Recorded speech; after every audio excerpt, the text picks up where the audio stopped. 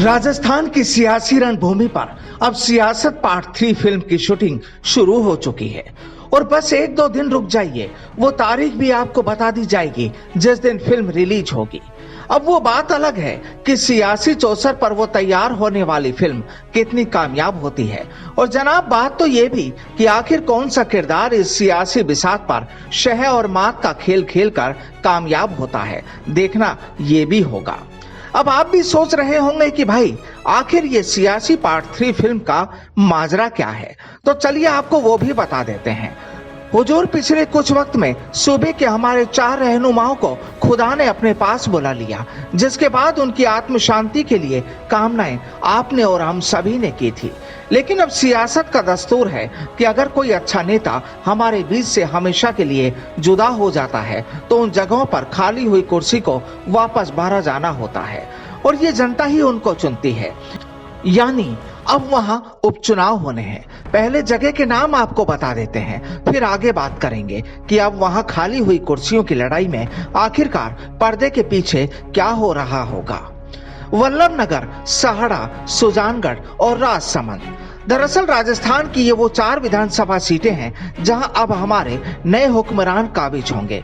Public के जरिए इलाके की पब्लिक ही चुनेगी उन अपने चहेते नेता को जो करीब 2 साल तक उनके बीच रहकर आपकी आवाज बनेंगे। लेकिन अब सवाल ये कि वो नेता आखिरकार होंगे कौन। दरअसल ये को एक्टर होंगे हमारी इस सियासी फिल्म पार्ट 3 के, क्योंकि इस सियासी पिक्चर के असल किरदार तो जनाब ये हैं। सूबे के हालिया मुखिया जनाब अशोक गहलोत साहब, सूबे के पूर्व मुखिया वसुंधरा राजे जी और साहब तीसरा नाम आता है इन साहब का, जिन्होंने पिछले दिनों में सूबे की हुकूमत और सियासत में ऐसी खलबली मचाई थी कि तमाम नेता इधर से उधर हो रहे थे। कोई बस में दौड़ लगा रहे थे तो कोई हवा के रास्ते अपने रास्ते तय कर रहे थे, कोई अपनी गाड़ियों के जरिए हवा से बात कर रहे थे तो कोई होटल्स में अपना ठिकाना बनाए हुए थे। दरअसल ये सब सियासी रिवाज है और जब भी बात राजनीति की होती है तो फिर इस तरह की फिल्म ही तैयार होती है। अब आप माने या ना माने, लेकिन इतना जरूर है कि अब जल्द ही इन 4 इलाकों में होने वाले उपचुनाव में अब इन तीनों किरदारों के बीच एक बार फिर जुबानी जंग होने वाली है। अब इन्हें छोड़ दें, इनकी बात तो अलग से करेंगे, लेकिन इन दोनों कामयाब सियासी हीरो की बात करें तो एक बार फिर लगता है कि इन उपचुनाव में जो लोग अपना किरदार अदा करेंगे आखिर वो कौन होंगे, उसके लिए भी लड़ाई शुरू होने वाली है। यानी एक बार फिर पायलट वर्सेस गहलोत की वो सियासी फिल्म देखने को मिल सकती है, क्योंकि ये दोनों ही किरदार चाहेंगे कि उनके अपनों को यहाँ से टिकट फॉर इलेक्शन मिले, क्योंकि अभी चाहे ये दोनों एक बॉक्स में बैठकर हंस लिए हों। लेकिन कटारिया साहब की बात तो ये भी ठीक लगती है कि केवल साथ हंसने से दिल नहीं मिला करते, और वाकई किसी शायर ने भी कहा ही है कि हंसी के पीछे छुपे दर्द को भी जान लेना चाहिए, क्योंकि जो ज्यादा हंसता है उसके दिल के किसी कोने में दर्द भी छुपा होता है।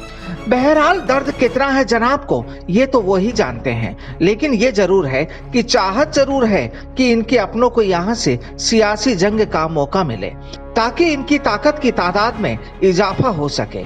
वहीं चाहते तो ये साहब भी हैं कि टिकट इन्हीं के लोगों को मिले ताकि आने वाले वक्त में वो इन्हें मजबूत कर सकें।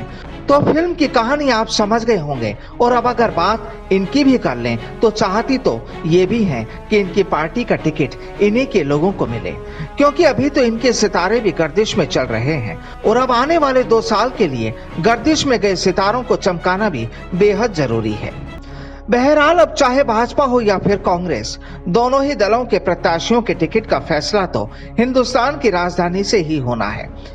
अब वो बात अलग है कि सिफारिश सूबे में तैयार होगी और फैसला राजधानी से। लेकिन हाँ, इतना जरूर जान लीजिए कि ये सफर नहीं इतना आसान, बस इतना समझ लीजिए। Bureau report, the fact India.